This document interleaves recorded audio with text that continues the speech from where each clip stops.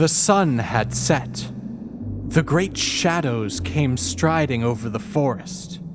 In the weird twilight of a late summer day, I saw the path ahead glide among the mighty trees and disappear. And I shuddered and glanced fearfully over my shoulder. Miles behind lay the nearest village. Miles ahead, the next. I looked to left and to right as I strode on, and anon I looked behind me, and anon I stopped short, grasping my rapier, as a breaking twig betokened the going of some small beast. Or was it a beast? But the path led on, and I followed, because, forsooth, I had naught else to do. As I went, I bethought me, my own thoughts will rout me, if I be not aware. What is there in this forest, except perhaps the creatures that roam it, deer and the like?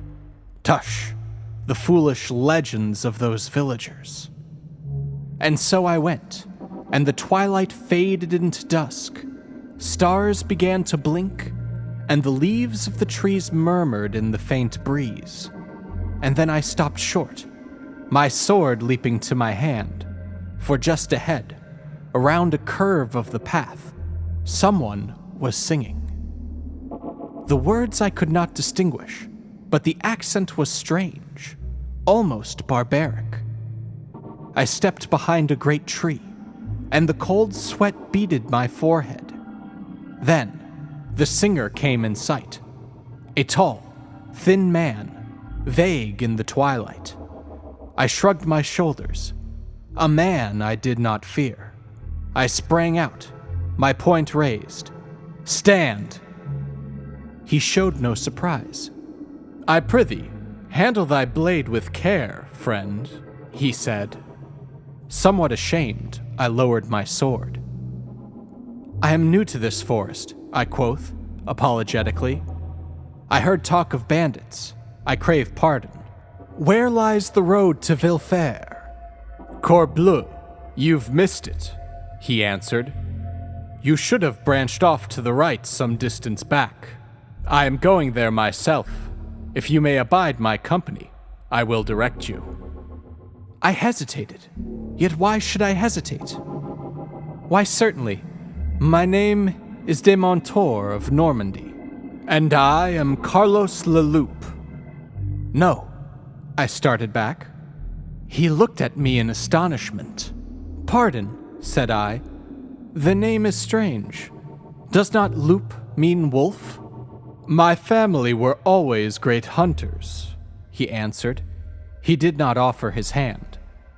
You will pardon my staring, said I as we walked down the path, but I can hardly see your face in the dusk. I sensed that he was laughing, though he made no sound. It is little to look upon, he answered.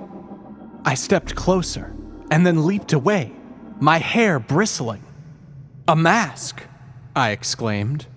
Why do you wear a mask, monsieur? It is a vow, he explained.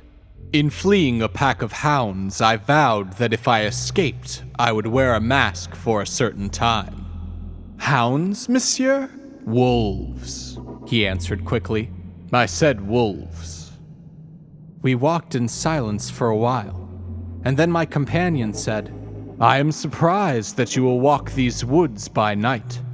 Few people come these ways, even in the day. I am in haste to reach the border, I answered. A treaty has been signed with the English, and the Duke of Burgundy should know of it. The people at the village sought to dissuade me. They spoke of a wolf that was purported to roam these woods. Here the path branches to Villefere, said he, and I saw a narrow, crooked path that I had not seen when I passed it before. It led in amid the darkness of the trees. I shuddered. You wish to return to the village? No, I exclaimed. No, lead on. So narrow was the path that we walked single file, he leading. I looked well at him. He was taller, much taller than I, and thin, wiry. He was dressed in a costume that smacked of Spain. A long rapier swung at his hip. He walked with long, easy strides, noiselessly. Then he began to talk of travel and adventure. He spoke of many lands and seas he had seen, and many strange things. So we talked and went farther and farther into the forest. I presumed that he was French, and yet he had a very strange accent that was neither French, nor Spanish, nor English, not like any language I had ever heard. Some words he slurred strangely, and some words he could not pronounce at all. This path is not often used, is it? I asked. Not by many, he answered, and laughed silently. I shuddered. It was very dark, and the leaves whispered together among the branches.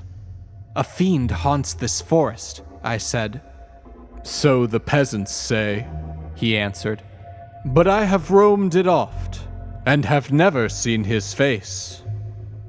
Then he began to speak of strange creatures of darkness, and the moon rose, and shadows glided among the trees.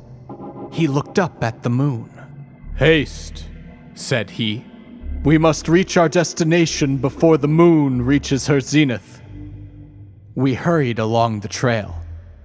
They say, said I, that a werewolf haunts these woodlands. It might be, said he, and we argued much upon the subject. The old women say, said he, that if a werewolf is slain while a wolf, then he is slain. But if he is slain as a man, then his half-soul will haunt his slayer forever. But haste thee, the moon nears her zenith. We came into a small moonlit glade, and the stranger stopped. Let us pause a while, said he. Nay, let us be gone, I urged. I like not this place. He laughed without a sound. Why, said he, this is a fair glade, as good as a banquet hall, it is, and many times have I feasted here. Ha ha ha! Look ye, I will show you a dance. And he began bounding here and there, anon flinging back his head and laughing silently. Thought I, the man is mad. As he danced his weird dance, I looked about me. The trail went not on, but stopped in the glade. Come, said I, we must on. Do you not smell the rank, hairy scent that hovers about the glade? Wolves' den here. Perhaps they are about us, and gliding upon us even now.